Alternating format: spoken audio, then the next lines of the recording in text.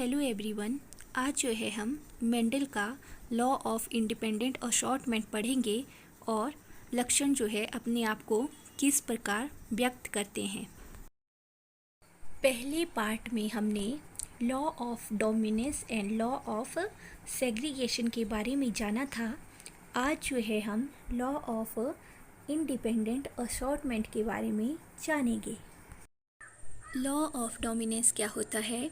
Law of dominance में जो है मेंडल ने पी प्लांट के सिर्फ एक कैरेक्टर को स्टडी किया था, दैट इज़ प्लांट हाइट। उसने 2 पी प्लांट लिए थे जिनकी डिफरेंट हाइट थी। एक प्लांट जो था वो लंबा था और दूसरा प्लांट जो था वो छोटा था। उन दोनों के बीच उसने क्रॉस करवाया, तो F1 जनरेशन में जो प्लांट्स आए वो सारे के सारे जो थे वो लंबे थे। फिर मेंडल ने क्या किया, जो F1 जनरेशन में टॉल प्लांट आए थे उनकी जो है सेल्फिंग करा दी, मीन्स सेल्फ पॉलिनेशन करा दी, और इसको उसने नाम दे दिया लॉ ऑफ सेग्रीगेशन। मेंडल ने जो है law of dominance and law of segregation में एक ही कैरेक्टर को स्टडी किया था, तो इन दोनों को जो है मोनोहाइब्रिड क्रॉस भी कहते हैं। अब हम लॉ ऑफ इंडिपेंडेंट असॉर्टमेंट के बारे में डिस्कस करेंगे। लॉ ऑफ इंडिपेंडेंट असॉर्टमेंट को जो है डाईहाइब्रिड क्रॉस भी कहते हैं। अब क्वेश्चन अराइज होता है कि इसको डाईहाइब्रिड क्रॉस क्यों कहते हैं? क्योंकि डाईहाइब्रिड क्रॉस में जो है मेंडल ने एक ही प्लांट के 2 कैरेक्टर्स को कंसीडर किया था। डाई का मतलब होता है 2, इसको जो है डाई हाइब्रिड क्रॉस क्यों कहते हैं? क्योंकि इसमें जो है मेंडल ने 2 पेयर्स ऑफ कॉन्ट्रास्टिंग कैरेक्टर लिए थे पी प्लांट के। 2 पेयर्स ऑफ कॉन्ट्रास्टिंग कैरेक्टर कौन से थे? एक तो था सीड की शेप और सीड का कलर। एक पी प्लांट के सीड की शेप क्या थी? राउंड, और उसका कलर क्या था? येलो। जबकि दूसरे पी प्लांट की शेप कैसी थी? रिंकल्ड, और कलर कैसा था? ग्रीन। ये दोनों ही क्या है? फिनोटाइप है, मीन्स फिजिकल अपीयरेंस, जो हमें बाहर से दिखाई दे रही है। इस फिनोटाइप के जीनोटाइप मीन जेनेटिक कंपोजिशन को जो है रिप्रेजेंट किया गया। राउंड सीड शेप को जो है कैपिटल आर और कैपिटल आर से रिप्रेजेंट किया गया, और येलो सीड कलर को जो है कैपिटल बाई और कैपिटल बाई से रिप्रेजेंट किया गया। इसी तरह दूसरे प्लांट में रिंकल को जो है small R and small R से रिप्रेजेंट किया गया, और ग्रीन को जो है स्मॉल बाई से रिप्रेजेंट किया गया। ये तो हो गई पेरेंटल जनरेशन। इन दोनों के बीच क्रॉस कराने के बाद जो है गैमेट फॉर्मेशन हुई। पहले केस में जो है 2 गैमेट्स बन सकते हैं, capital R and capital Y, capital R and capital Y. Similarly दूसरे केस में भी small R and small Y, small R and small Y. अब ये जो गैमेट बने ये आपस में फ्यूज़ होंगे, और इसके लिए हमें प्यूनेट स्क्वायर बनाना पड़ेगा, जो कि मैंने आपको लास्ट वीडियो में बताया था। इसके लिए हमें एक सिंपल स्क्वायर बनाना पड़ता है। प्यूनेट स्क्वायर के एक साइड को जो है एक प्लांट के गैमेट्स को लिख देना है, और ऊपर की साइड जो है दूसरे प्लांट के गैमेट्स को लिख देना है। अब इन गैमेट्स का फ्यूज़न होने के बाद जो है फर्स्ट बॉक्स में आएगा capital R, small R, capital Y and small Y. Second box में भी capital R, small R, capital Y, small Y. Similarly third box में भी क्या आएगा? Capital R, small R, capital Y, small Y. And fourth box में भी क्या आएगा? Capital R and small R, capital Y and small Y. अब अगर आपसे इनका फिनोटाइप पूछा जाए तो आप देख रहे हो यहाँ राउंड येलो जो है डोमिनेंट है। तो हम जानते हैं अगर डोमिनेंट और रिसेसिव जीन साथ में प्रेजेंट हो तो केवल जो डोमिनेंट जीन होता है वही अपने करैक्टर या ट्रेट या गुण शो करता है, जबकि रिसेसिव जीन के ट्रेट या गुण जो है वो छिप जाते हैं। F1 जनरेशन का फिनोटाइप कैसा हुआ, round and yellow.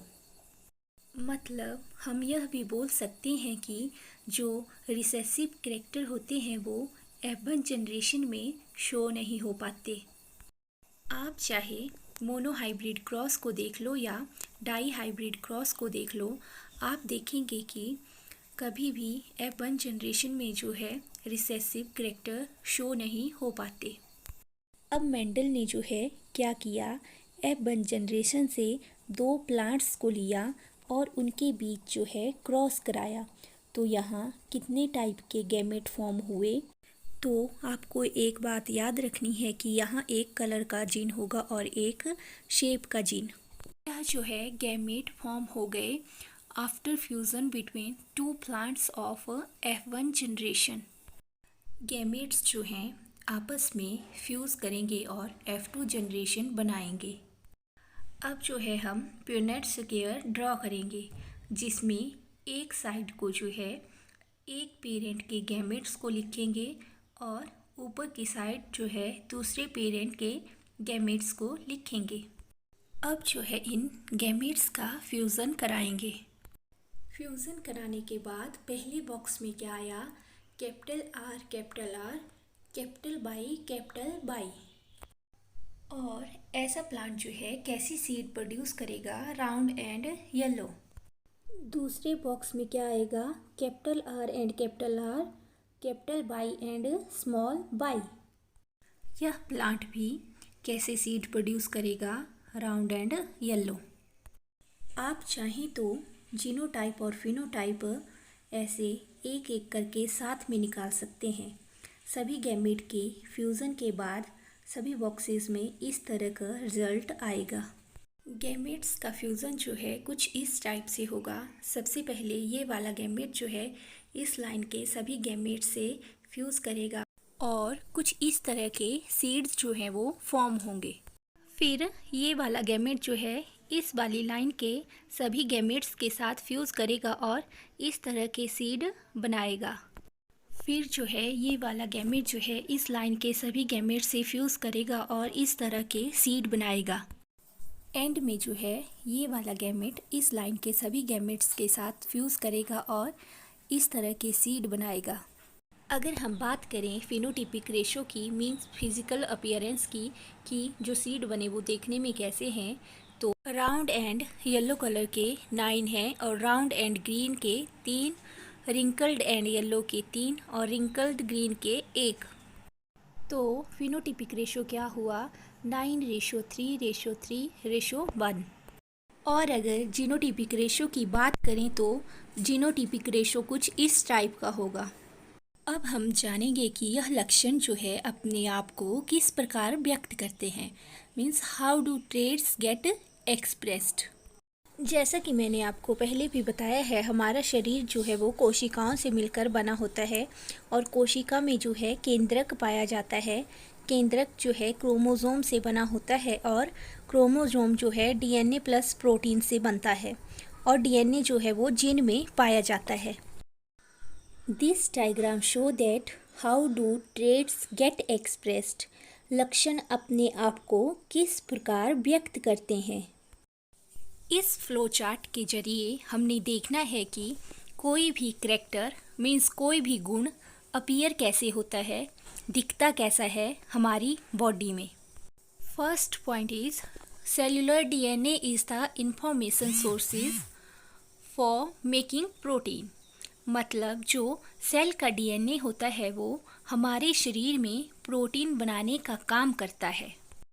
DNA means deoxy ribo nucleic acid. DNA को जो है जेनेटिक मटेरियल कहा जाता है। इसके पास जो है इंफॉर्मेशन होती है। किसकी इंफॉर्मेशन होती है, हर एक प्रोटीन बनाने की इंफॉर्मेशन। डीएनए जो है प्रेजेंट होता है जीन में। हमारी बॉडी में जो है बहुत सारे जीन होते हैं जिनमें जो है स्पेशल सेगमेंट होते हैं डीएनए के। फॉर एग्ज़ाम्पल हम यह देखना चाहते हैं कि कोई भी प्लांट जो है टॉल कैसे होता है, मीन्स उसकी टॉलनेस को हम कैसे एक्सप्रेस करते हैं। क्या आपको पता है प्लांट ग्रोथ के लिए कौन रिस्पॉन्सिबल होता है, that is plant hormone. Plant hormone जो है वो प्लांट की ग्रोथ के लिए रिस्पॉन्सिबल होते हैं। प्लांट हार्मोन जैसे कि ऑक्सिन या जिबर्लिन। जितना ज़्यादा हार्मोन जो है सिक्रीट होगा उतनी ही ज़्यादा जो है प्लांट की ग्रोथ होगी। हार्मोन्स बनाने के लिए प्लांट में जो है एंजाइम होना चाहिए।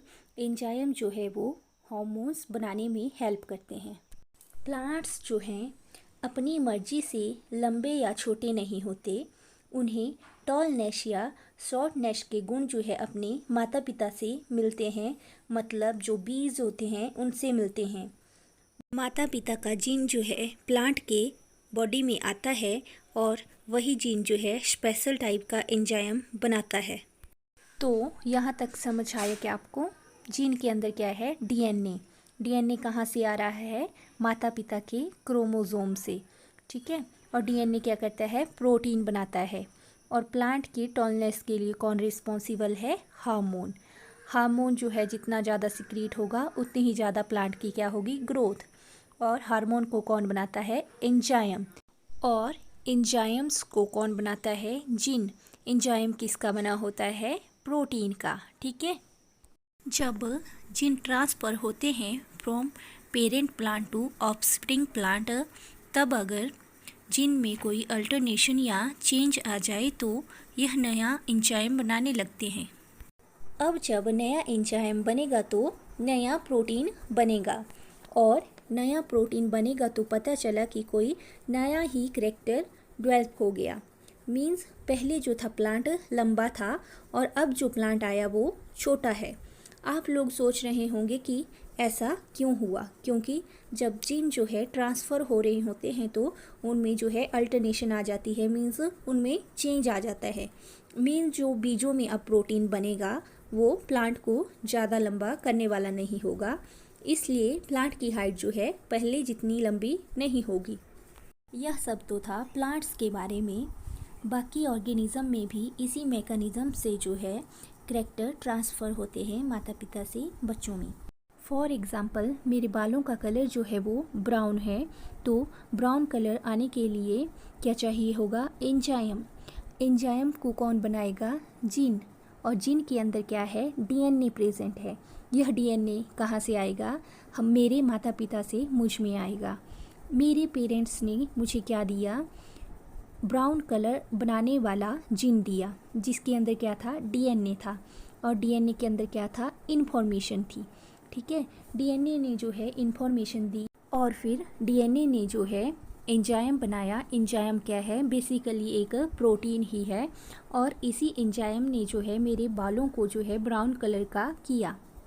इसी वजह से जो है डीएनए को जो है जेनेटिक मटेरियल कहा जाता है और जीन को जो है यूनिट ऑफ हेरिडिटी।